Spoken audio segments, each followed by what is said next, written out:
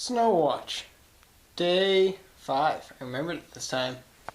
Let's take a look.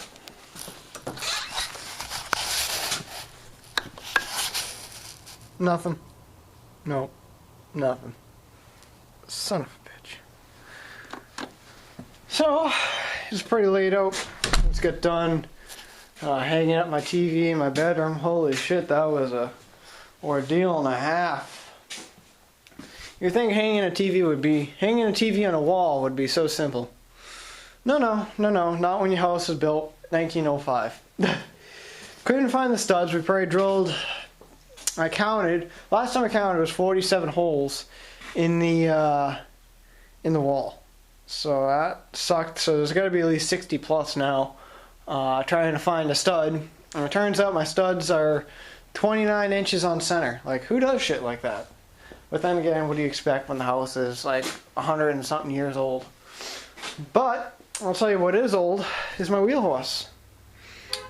You guys all know my wheel horse here. Well, I found a little bit of information about it. So last night I was doing a little bit of poking around on the computer. I was looking for just a one of these shifter boot things down the bottom. I know I saw it on there once before, but now for some reason I can't find it. So I was hoping to pick up one of those, and I was going to buy the brake band for this thing, and this thing, of course, the Burns. Oh, side by side comparison. There you go. But I don't know. I was just poking around on Google, and I couldn't figure why there wasn't so many parts available for this thing. So I did some poking around and this thing and the other thing, and I just happened to come across, I was like, I wonder what the Wheel Horse 500 Special stands for. Well, I couldn't figure it out. For the longest time I've been wondering why there is a checkered flag right there. And what makes it the 500 Special, and why is it blue lettering, not the red lettering, like a regular Wheel Horse B series or something, like 500 Passport has or something. Couldn't quite figure it out for the longest time. So I typed in Google, what makes a Wheel Horse 500 special? And I found out. I couldn't believe what I found out. Let me just grab my phone here, and I'll read you the story behind it. There's more to the story if you just go on Google, type in Wheel Horse Special, what makes a Wheel Horse special. And you'll find all kinds of information about it, and I'll read you the story behind it once I get my Facebook loaded here. I posted the link on Facebook. Some of you guys already saw it. I wasn't going to make really a whole lot of video today, literally because nothing really happened other than hanging up the TV. We didn't demo the TV, thank God. We just lost it on PJ, but he was here. He got, we also went to Harbor. Oh, don't even fucking get me started on Harbor Freight. Harbor Freight can go fuck them off, okay? Holy shit.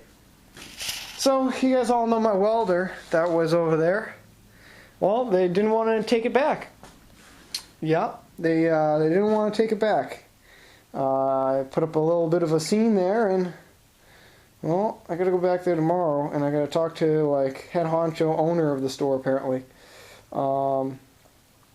Yep, they said my insurance, my 2-year insurance, is voided. I can't use that, and the 90-day return policy on the thing is no longer in existence apparently, and apparently this thing doesn't have a fucking factory warranty.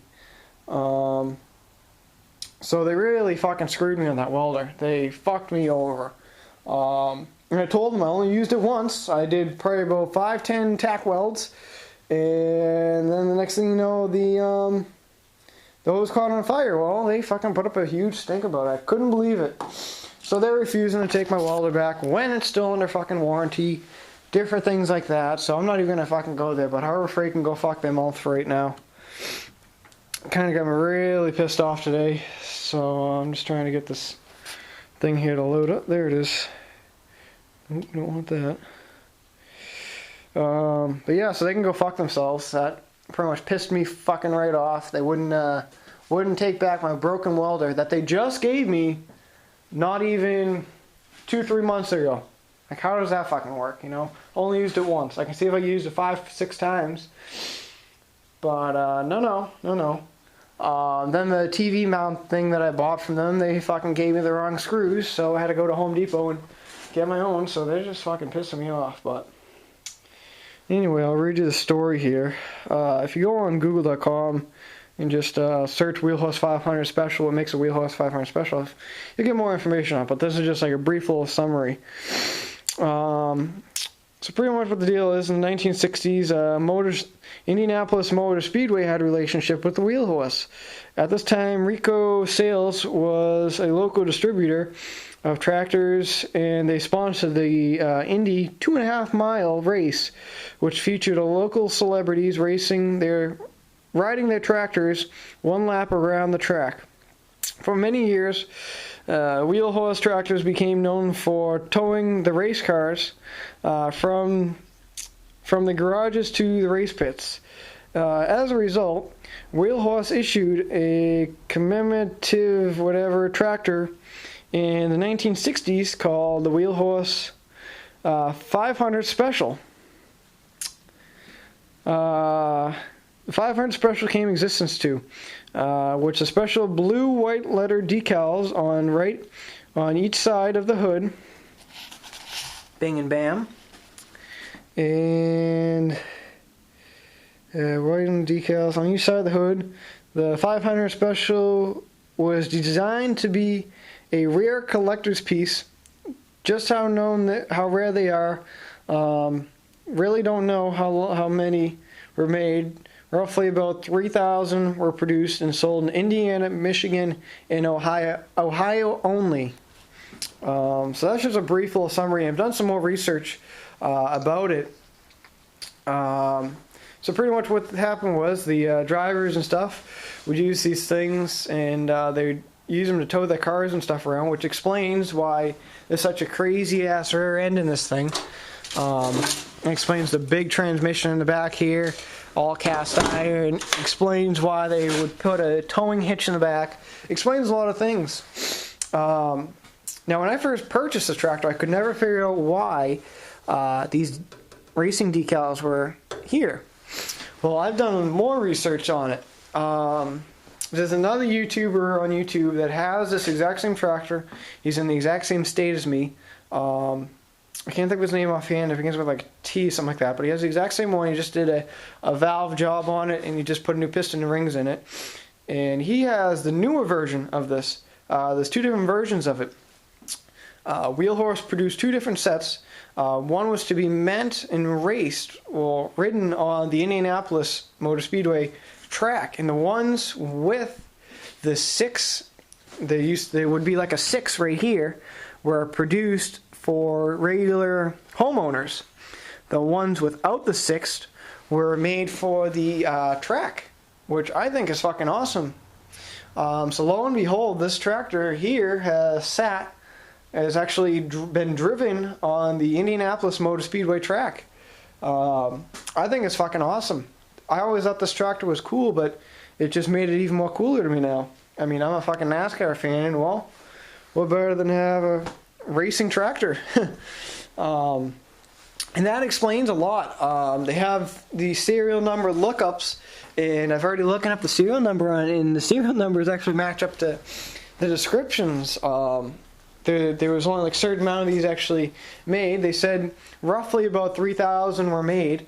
You figure by the time we're in right now, we're just a little under 50 years.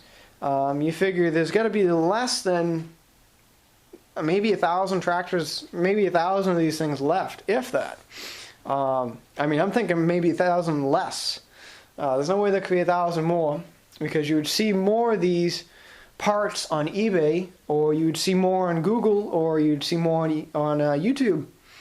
There's not too many information about these tractors. So I just thought this was like the most coolest thing that I found out last night about this tractor, knowing that it was on the the Indianapolis Speedway track. That just makes it even more fucking cooler.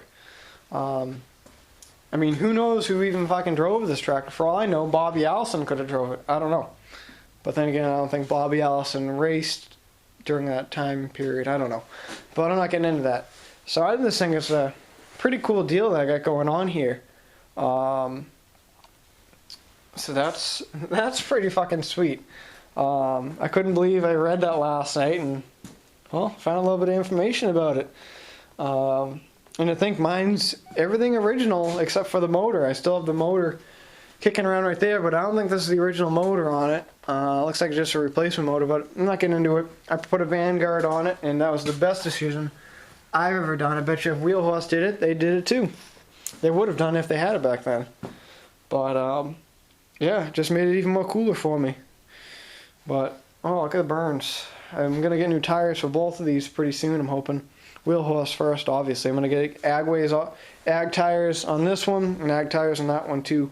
But I'm not going to get into that just yet. But anyway, tomorrow we're going to be working on a snowblower. I got to cut up some of those logs tomorrow. I got this Ariens snowblower out the side there. I'm not sure really what I'm doing with it yet. Might chop it up. I don't know. PJ might come by tomorrow. He's got some air horns to put on his tractor now and different things. He wants to do a cold start, make one of his videos. I don't know. But anyway, guys, until tomorrow, don't let the Wheel Horse run you over. Can't possibly imagine why. I don't know. Alright, I'll talk to you guys tomorrow. See ya.